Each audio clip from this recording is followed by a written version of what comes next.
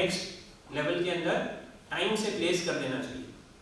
अगर कोई इसके अंदर फॉर्मेलिटी या डिफॉर्मिटी होती है तो that is settled bye a detailed exercise which is called cadre review. This is again done by DOPT in consultation with the respective cadre controlling authority.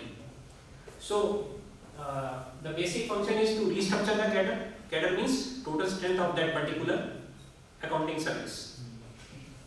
To remove the deficiencies which might have existed at the time of constitution of a service or have crept in subsequently. Ensure that the cadre structure satisfies the functional, structural and personal consideration. It provides for an opportunity to overcome various bottlenecks, remove existing distortions and bring about rationalization. It strives to improve the efficiency and morale of the cadre officers ताकि उनको ये ना लगे कि मेरा counter part जो है वो मुझसे जल्दी प्रमोट हो गया या उसको फाइनेंशियल बेनिफिट ज़्यादा मिल गया। तो इंटर से parity is try to maintain. Then to enhance the effectiveness of the service in fulfillment of the objectives for which it has been established. Right? This is the basic purpose of cadre review, which occurs every 5 years of your service. Next. Then a pay commission. ये एक big exercise होती है which is constituted every 10 years to examine the pay structures of various officers and they take into consideration the various aspects कि कितना over a period of time आपका cost index increase हो गया है, inflation rate कितना बढ़ गया है और बहुत सारे parameters को they examine. So based on that, a commission is set up by the government and it gives its recommendation regarding change in salary structure of the employees. And currently that we have already discussed, we are running in 7th CPC. ये 2016 से start हुआ था. Next due is 2026. Next. तो आप देख सकते हैं ये अभी तक जो पे कमीशन बने हैं उनका जो पीरियड था, किस पीरियड को वो पर्टेन करते थे, जिस पीरियड की उनकी रिकमेंडेशंस वैलिड थी हिस्टोरिकली और कौन उस पे कमीशन के चेयरमैन थे वो that I have just given. तो आप देखेंगे लास्ट 3 में some of the judicial members are heading the pay commission just to give it independent and fair analysis for all the segments of our governance. तो 5th पे commission 1996 से 2006 तक इनकी जो भी रिकमेंडेशंस थी वो वैलिड थी। 6th में 2006 to 16 and currently 7th pay commission 2016 to 2026. Next. So promotion, अगर हम promotion की बात करें तो promotion is not a matter of right. It is governed by certain regulations. So regulations are that it is normally time bound and based on suitability of the officer. Officer should be exhibiting good response to the duties that have been provided or given to him or her. Then again it is subject to availability of posts. अगर post नहीं होंगी तो फिर again it will be difficult. And on recommendation of the departmental promotion committee, we call them as DPC. एक DPC बनाई जाती है जो कि promotion के aspects को consider करके और officers की suitability को ascertain करके अगर वो suitable है तो उसको promote करेगा। Next. So indicative list of regulations, तो हम लोग किससे गवर्न होते हैं, हम लोग के लिए भी कुछ रूल्स हैं। तो very first rule is our recruitment rules जो कि अभी 2015 में लास्ट रिवाइज किए गए थे। आपको मैंने बताया कि recruitment rule is the basis. Then there are CSS conduct rules are there. We are again all bound by the conduct rules because we are a government servant 24 hours. तो हम लोगों के लिए कुछ कंडक्ट्स हैं, कुछ रूल्स हैं जो we have to meticulously follow. These are called the Central Civil Service Conduct Rules. Then there are certain manual of office procedures. Leave rules are there, fundamental and supplementary rules are there. Then CVC Act is also applicable on us. CVC stand for Central Vigilance Commission. Then RTI Act is also applicable because we are doing a public duty. And GFR rules and NTC rules are similarly applicable on our officers. Next. So in case of your travel or while on tour or transfer, certain eligibility is there. So those who are traveling, they will be reimbursed the hotel bill, they will be reimbursed the travel bill, they will be getting the reimbursement for their food bill and the local travel bill. Suppose you have to hire a taxi at some other place, that component, but this is for everything some ceiling has been prescribed. ऐसा नहीं है कि unlimited मिल जाएगा, तो हर level के हिसाब से there has been a classification कि कौन कौन किस लेवल के होटल में ठहर सकता है या किस लेवल तक की ट्रैवल क्लास में ट्रैवल कर सकता है और किस तरह का वो जो है वो लोकल ट्रैवल के लिए टैक्सी या और कोई मीन ऑफ ट्रांसपोर्ट डिप्लॉय कर सकता है. So reimbursement is based on the entitlement which is regulated on the basis of the level of that particular officer who is traveling. Next. So there are certain post retirement benefits also, क्योंकि naturally this is one's career, तो retirement के बाद में क्या वो भी हम लोग थोड़ा सा जान लेते हैं. There is retirement gratuity. You all know gratuity is a reward for giving the services, or 15 days of salary for every completed year of service. Calculation you know. Yes, sir. Or being retirement gratuity, अभी maximum ceiling is 20 lakhs. और सरकारी कर्मचारी के लिए entire 20 lakh is exempt. Right? Then there is leave encashment at the time of retirement. जितने दिन की छुट्टी होगी subject to maximum of 300 days, क्योंकि 300 days से ज़्यादा जो है वो lapse हो जाती है. तो those people who are retiring will get this much of amount based on their basic pay and of course DA. Then there is commutation of pension. What is commutation? Total amount of pension of pension का आप government के अंदर 40% जो है commute करा सकते हैं. Suppose your pension is से 50,000 रुपीज, 50,000 का 40% कितना हो गया? 20,000 रुपए. तो 20,000 रुपए आपके कट जाएंगे हर महीने. तो आपका pension calculation will be on 30,000, लेकिन वो 20,000 की एवरेज में आपको 10 साल का लमसम गवर्नमेंट पे कर देगी. In case somebody has some requirement at the time of getting retired, किसी की कोई liability है, तो this is one of the tools to finance that. And of course, this जो commutation कटता है, that is restored. 15 साल की जब पेंशन की याद पूरी हो जाती है, तो again that deducted portion is added back to your pension. तो again 50,000 मिलेगा. So this is one of the welfare measure that most of the pensioners exercise. And this is also tax. Then CGEGIS group insurance scheme, you will be getting the saving components at the time of retirement. Then travel encashment for settling down at any other station other than the place of retirement. अगर कोई अपने home town जाना चाहता है या कोई अपनी family के साथ किसी और प्लेस में शिफ्ट होना चाहता है, तो उनके आने जाने का खर्चा भी सरकार वहन करेगी. So these are welfare measures. And of course, CGHS facilities retains with the pensioner by subscribing to some 10 years subscription at lump sum. 10 साल का देने से लाइफ टाइम कार्ड मिलता है with all CGHS benefit that are applicable to a serving officer. So these are some of the welfare measures that are there for all government employees, including the ICAS officers. Next. So in case of unfortunate death, life is very uncertain. तो उस case में भी there should be provision कि परिवार का तो देखभाल करना है ना, तो there are provision for death gratuity. जैसे वहाँ पे retiring gratuity थी, यहाँ पे death gratuity है, उसका थोड़ा सा rate is quite different. Then there is provision for family pension. अगर family की definition में जो लोग आते हैं उनको family pension का प्रावधान है. लीव एनकैशमेंट, जो बची हुई लीव होती है वो फैमिली को पे कर दी जाती है, ऑफिसर्स के क्रेडिट में होगी.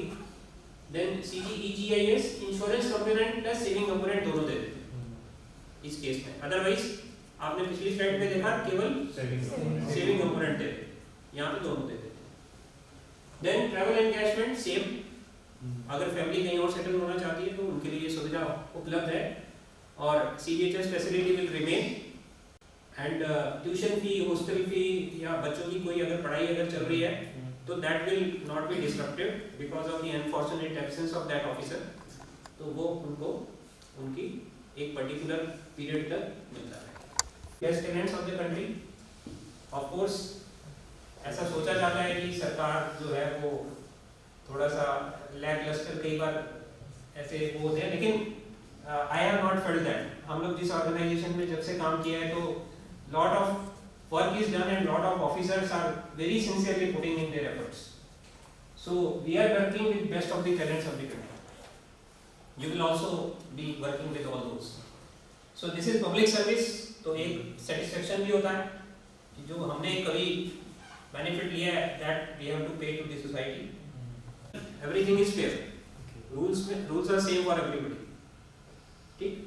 Then training and development periodically आपको जो है वो हर level के ऊपर जब promotion होता है तो naturally some soft skills are needed that are interested either directly और इनडायरेक्टली. कई बार ये जरूरी नहीं है कि किसी ट्रेनिंग सेंटर में जाके ट्रेनिंग मिलती है. अगर हमें किसी गुरु के साथ बिठा दिया जाता है, कोई एक्सपीरियंस हैंड के साथ बिठा दिया जाता है, तो वी लर्न मोर. ठीक है.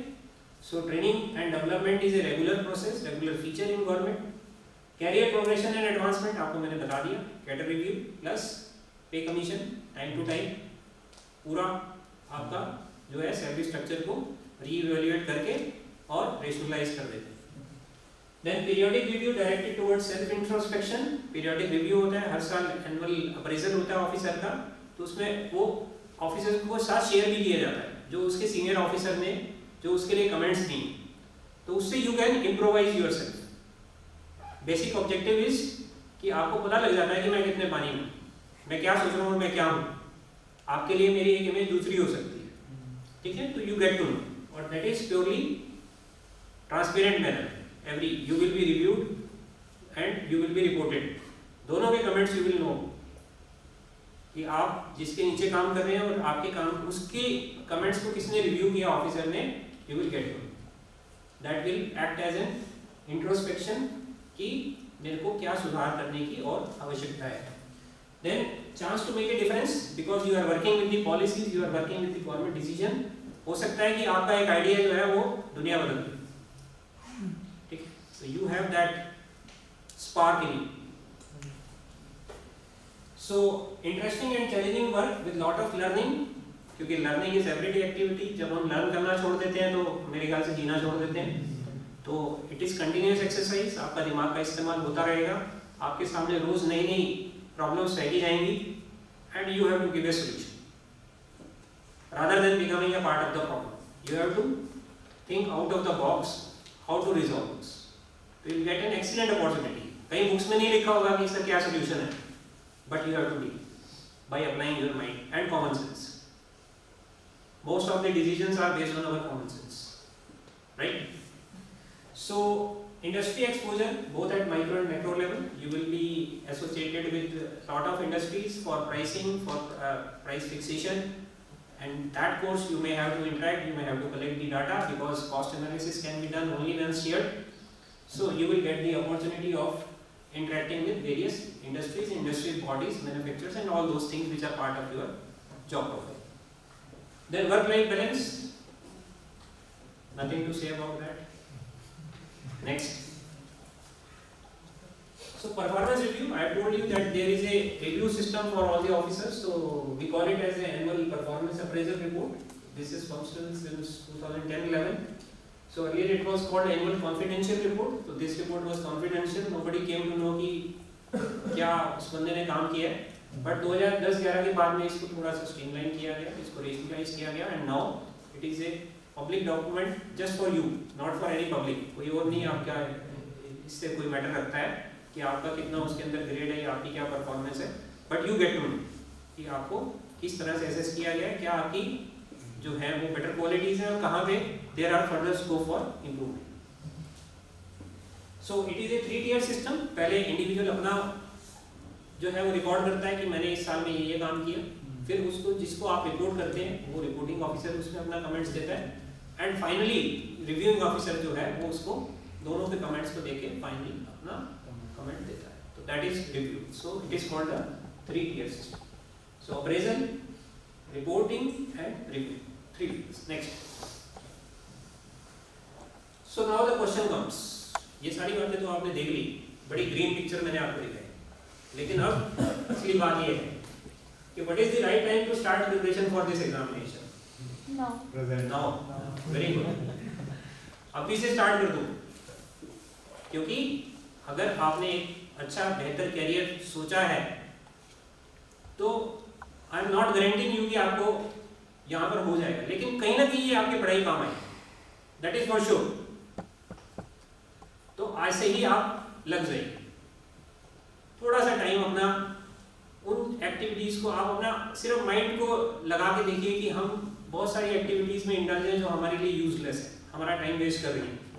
I am not naming anything, everybody knows, ठीक है, बट उसका भी अपना एक मैथ है।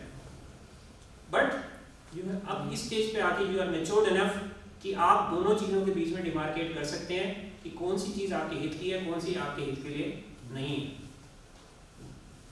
तो what you want to see after 5 years, so that you have to plan from right now. So this is the right time to start your practice, start your efforts, putting in some extra efforts. एक extra mile तो आपको चलना ही पड़ेगा, तभी बात बनेगी। Then what should be the correct preparation strategy? बताइए।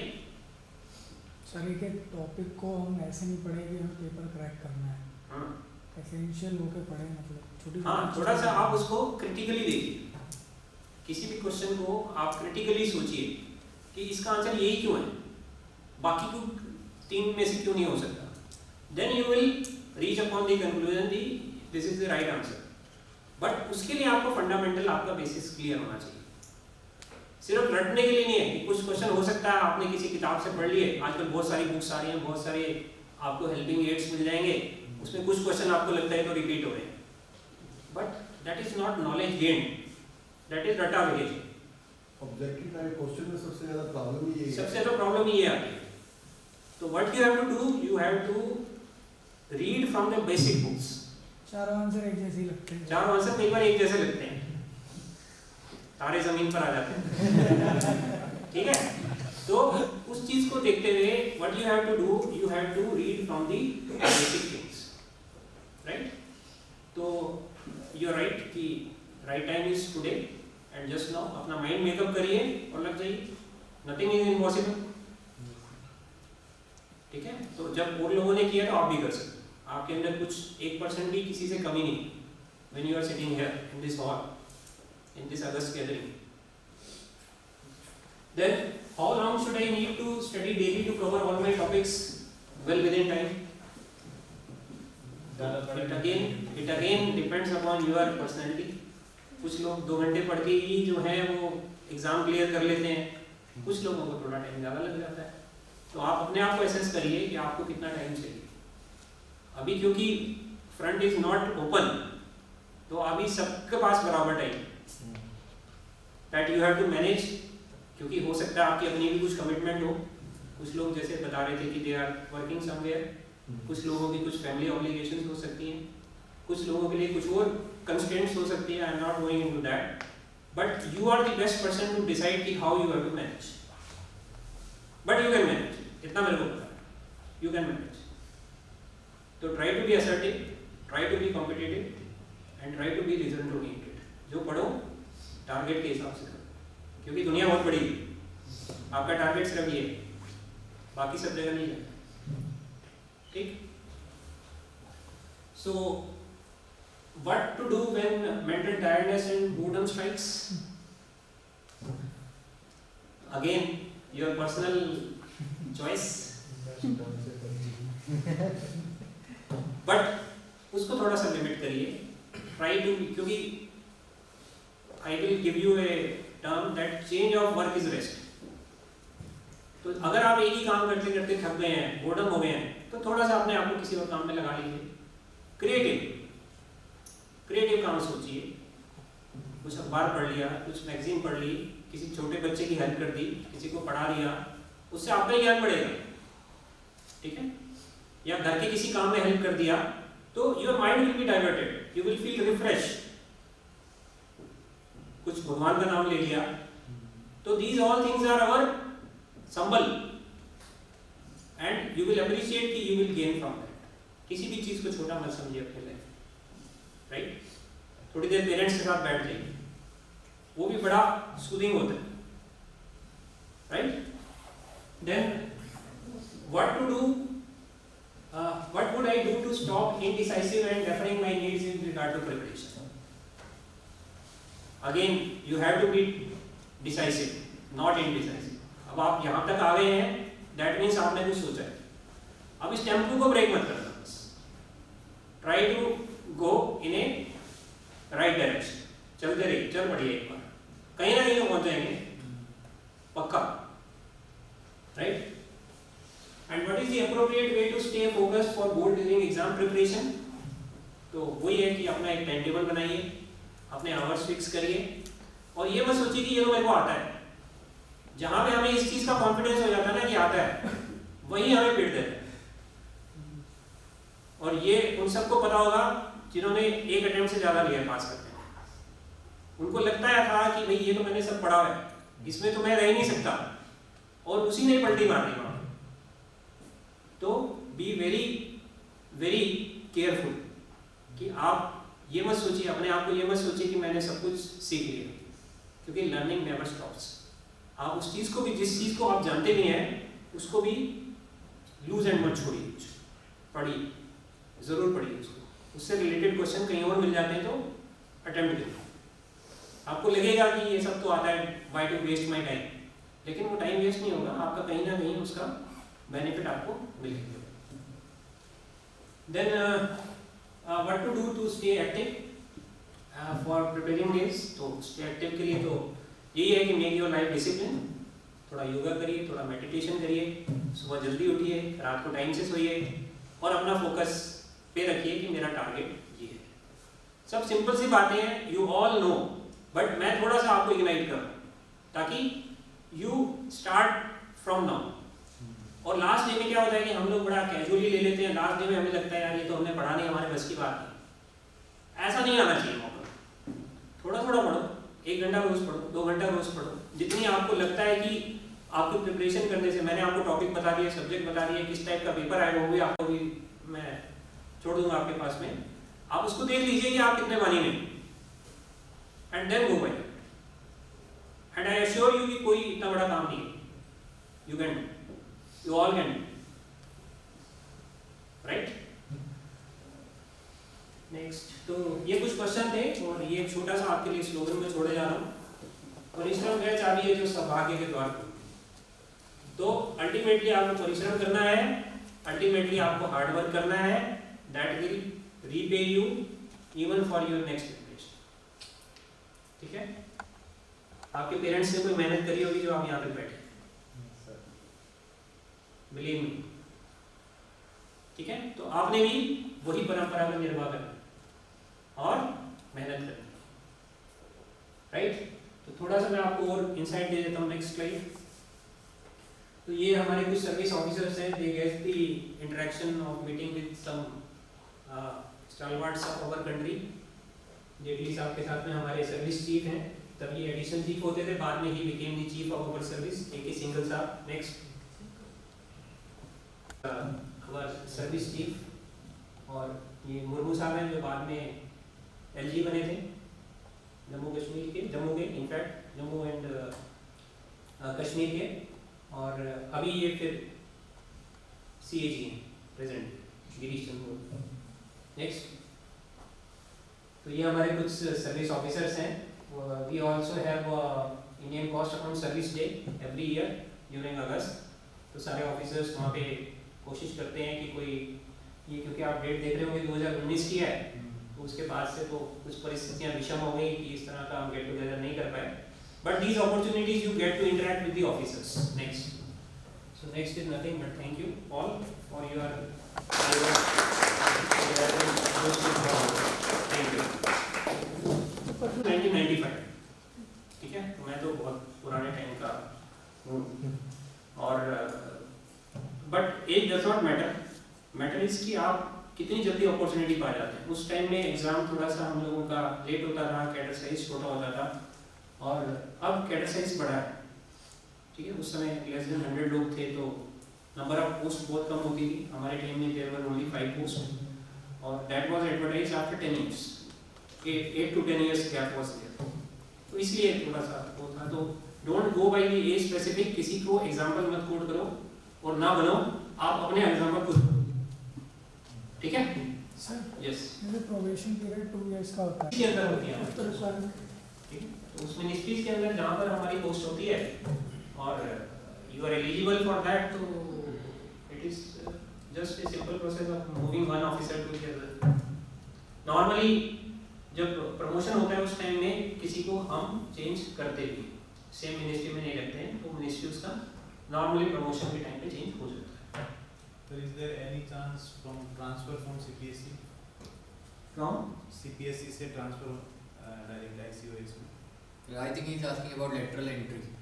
नहीं, लेटरल एंट्री नहीं होता, आपको ये एग्जाम तो क्वालिफाई करना ही पड़ेगा। आते हैं सीपीएससी से काफ़ी लोग हैं हमारे पास में, ओएनजीसी से काफ़ी ऑफिसर्स आए हैं हमारे पास में, स्टील अथॉरिटी ऑफ इंडिया से हैं, कोल इंडिया से हैं, तो these officers used to come. This is mid career training. Sir interview preparations कैसे रखेंगे? इंटरव्यू प्रिपरेशन का सबसे अच्छा एस्पेक्ट ये है कि एक तो आप एकेडमिक स्टडी करो, अपना थोड़ा सा करंट अफेयर्स और जीके से आप अपडेट रहो, और कुछ आपके स्पेसिफिक जिस फील्ड में आप काम कर रहे हैं उसको अच्छी तरह से आप प्रिपेयर करते जाओ, क्योंकि वो ये क्वेश्चन भी बोर्ड मोस्टली ये क्वेश्चन भी करते हैं कि आप अभी करंटली किस फील्ड में हैं और किस तरह की एक्टिविटीज आप परफॉर्म कर रहे हैं। तो उसके बेस के ऊपर हो सकता है वो आपको कोई छोटा सा केस स्टडी दे दे कि मान लीजिए जैसे अभी कोरोना का चल रहा है, उससे रिलेटेड कुछ आपको छोटा सा कुछ प्रॉब्लम पोज कर देंगे, उसमें आप कैसे रिएक्ट करेंगे, since you have to work with the public officers who are dealing with all those cases. मान लीजिए आपकी पोस्टिंग मेडिसिन में एनपीपीए में हो जाती है, जिस समय दवाओं की एक्यूट शॉर्टेज हो रही है और दवा बनाने वाले बहुत मुनाफा ले रहे हैं, आपके पास डेली कंप्लेंट्स आ रही हैं कि किसी को कुछ प्रॉब्लम हो रही है और दवा नहीं मिल रही है, तो उस समय आपका क्या रिएक्शन होगा, उस समय आपके पास में क्या कोर्स ऑफ एक्शन होगा। तो इस तरह के जो है इश्यूज, जो करंट इश्यूज हैं, जो आपके करंट अफेयर्स हैं, उनके ऊपर थोड़ा स्ट्रेस कीजिए और अपने आप को थोड़ा सा कॉन्फिडेंट बनाने की कोशिश करिए, यही सब कुछ है। Yes, thank you so much. I hope कि this session has been express your detailed knowledge and speech you have delivered today.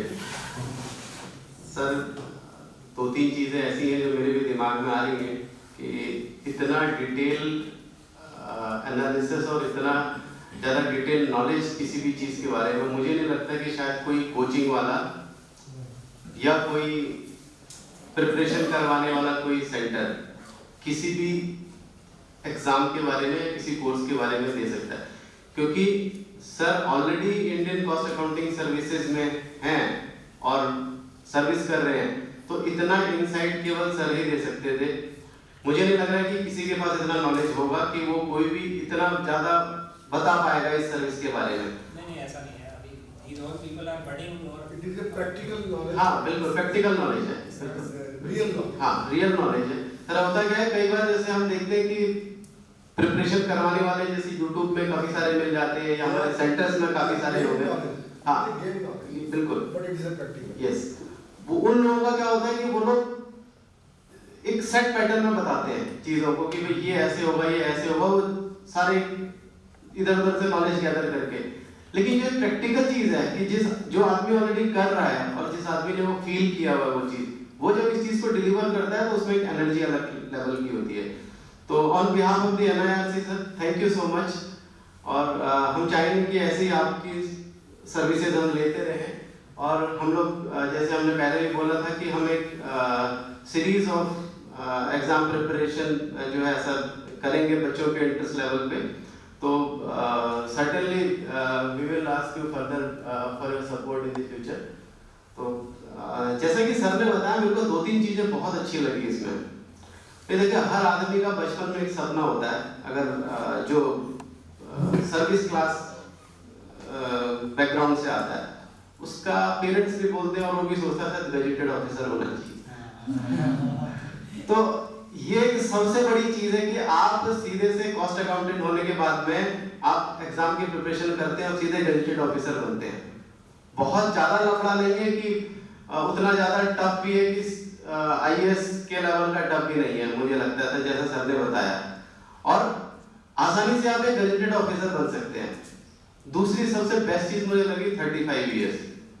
मतलब जितने भी हमारे कॉस्ट अकाउंटेंट लोग हैं, भाई जनरली क्या होता है 22-23 साल में कॉस्ट अकाउंटेंट बन जाते हैं, उसके बाद में 12-13 साल है आप कॉर्पोरेट में जॉब कर रहे हैं, पीएसयू में जॉब कर रहे हैं, प्रिपरेशन करते रहिए, उसमें क्या प्रॉब्लम है। और सीधे से जब भी लॉटरी लगेगी सीधे गजेटेड ऑफिसर बन जाएंगे। तो सबसे बेस्ट चीज है कि भाई आप प्रिपरेशन करते रहिए, आप कहीं पर भी जॉब में है, भले आप गवर्नमेंट जॉब में है, भले आप प्राइवेट जॉब में है या प्रैक्टिस भी कर रहे हैं अपनी, तब भी कोई प्रॉब्लम नहीं है।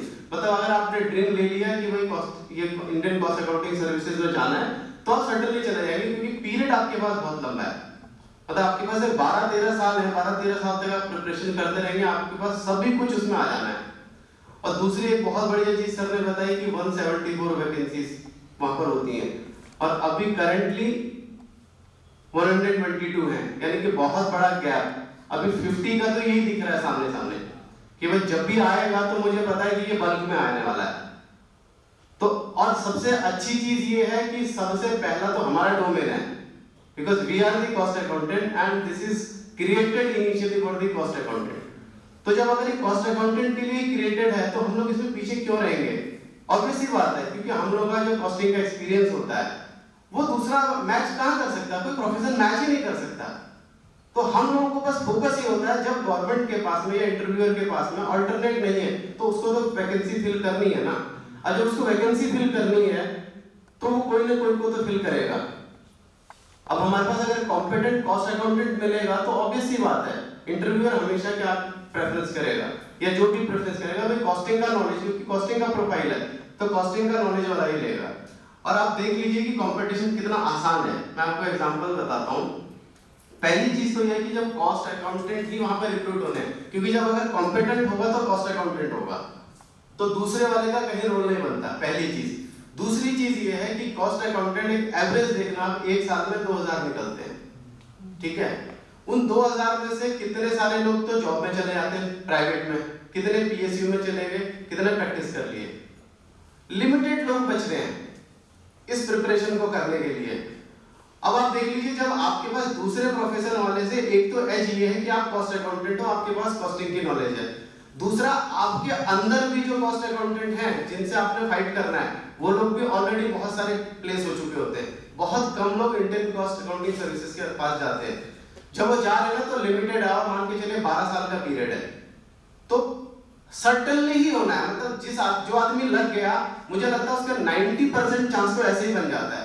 वो ऐसा इम्पॉसिबल है कि वो दूसरा प्रोफेशन इसमें एंटर कर जाए, या जो कॉस्ट अकाउंटेंट इसमें जा रहा है, तैयारी कर रहा है, उसको ना मिले, ऐसा पॉसिबल ही नहीं है। क्योंकि एक तो आप जो कॉस्ट अकाउंटेंट ऑलरेडी उसने प्रूव कर दिया है कि ही इज इंटेलिजेंट, मतलब जो क्वालिफाई हो रहा है तो ऐसा तो क्वालिफाई हो नहीं रहा है। जब वो इंटेलिजेंट है और किसी प्रिपरेशन को कर रहा है तो बस उसको प्रोसेस ही तो फॉलो करना है कि वो क्या क्या चीजें ऐसी हो सकती हैं कि एग्जाम क्लियर करना है उसको। तो 12 साल का पीरियड बहुत होता है, मुझे लग रहा है 2-3 साल में आदमी अगर प्रिपरेशन अच्छी करता है तो क्रैक कर जाएगा। तो और जितना सर ने डिटेल बताया, मुझे लगता है कि इसके बाद हम एग्जाम की प्रिपरेशन के लिए इसमें दोबारा से फोकस करेंगे, तो जो और चीजें रह जाती हैं उसको भी फर्दर में और इम्प्रूव करेंगे। और कॉस्ट अकाउंटेंट को भी मैं सबको कहूंगा जो लाइफ में, मुझे पता है ये वीडियो भी बहुत काम आने वाला है फ्यूचर में, क्योंकि जो भी इंडियन कॉस्ट अकाउंटिंग सर्विसेज के लिए जाएगा, प्रिपरेशन के लिए देखना चाहेगा, उसको ये बहुत बड़ा मोटिवेशन होने वाला है ये वीडियो। तो फ्यूचर में भी आप देखोगे इसी चीज को रेफर करा जाएगा कि भाई यहाँ पर जब institute of cost accountant of India इस चीज को प्रिपेयर करवा रहा है, तो इससे अच्छा तो कोई ऑथेंटिकेशन हो ही नहीं सकता कहीं से। तो हम यहीं पर प्रिपरेशन भी करवाएंगे उसकी, और साथ में ऐसे सेमिनार भी कंडक्ट करवाएंगे, तो आप लोगों को एक एनवायरनमेंट भी क्रिएट हो जाएगा कि भी आपको इंडियन कॉस्ट अकाउंटिंग सर्विसेज में जाना है। तो हम देखेंगे कि हमारा डोमेन है और हम इसको 100% लेकर के रहेंगे। ये हमारे अंदर एक जज्बा होना चाहिए, और मुझे लगता है कि शायद अगले इसका रिजल्ट भी आ जाएगा, अगले 5-6 सालों में ऐसा होगा कि सारे कॉस्ट अकाउंटेंट ही वहां पर आपको दिखेंगे।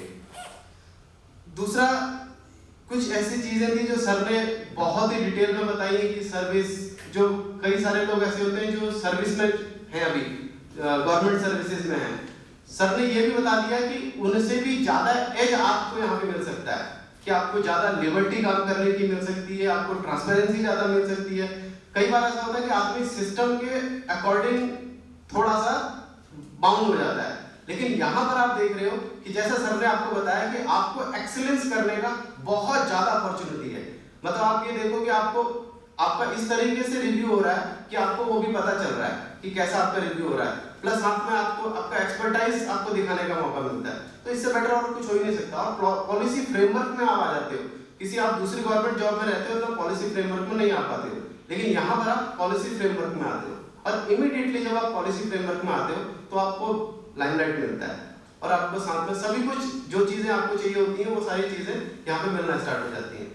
तो मैं होप करता हूँ कि शायद आप लोगों को ये सेशन बहुत पसंद आया होगा और मुझे लगता है कि शायद यहाँ पे सारे बैठे हुए लोग और जो लोग वीडियो भी देखेंगे फ्यूचर में इंडियन कॉस्ट अकाउंटिंग सर्विसेज को अपना एम जरूर बनाएंगे। कुछ भी कर रहे हो लेकिन Indian accounting services, Indian cost accounting services को अपना एम जरूर बनाइए क्योंकि ये हमारा डोमेन है।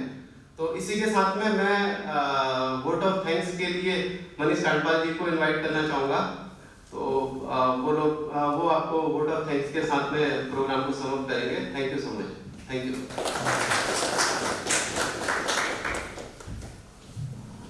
Thank you. So my father is government retired. He's from the government service. So he was very desperate that I joined any of the government service. So when I qualified this in 2010 CMA, so I told my father that there is one service, that Indian Cost Account Service. So he was very happy and excited that I should join, and he always insisted me to prepare for this exam. But I was more inclined towards the practice, so I joined the practice. Even though आज भी वो मुझसे पूछते हैं कि अच्छा अभी भी कोई chances हैं क्या तेरे गवर्नमेंट जॉब में जाने के, या वो जो तू सर्विस बताता था उसमें. So after this presentation, when I will go to the home, I can talk to my father. He says हाँ जो एज लिमिट है उसके हिसाब से मैं आज भी एलिजिबल हूँ इस सर्विस को प्रिपेयर करने के लिए. So anyhow, but I'm happy with my practice. But this is for all of you to please prepare, and all the listeners from the virtual platform, please prepare and join. And now I would like to thanks, and with the vote of thanks I would like to conclude this program. So but yes, the entire presentation, each and every slide of the presentation was very useful. And one thing I would like to share with all of you, that don't worry, this presentation will be shared with all of you, each and everyone, and not only with all of you, those who are physically available here, but the people listening with the virtual platform also, we will share this presentation so that everyone can benefit of this presentation. And thank you so much for joining. Thank you so much, sir, for giving your valuable time. Thank you to the NIRC entire council, staff of the NIRC, for giving the time in the holidays. They are Sunday, so even the festive season is running. So thank you so much.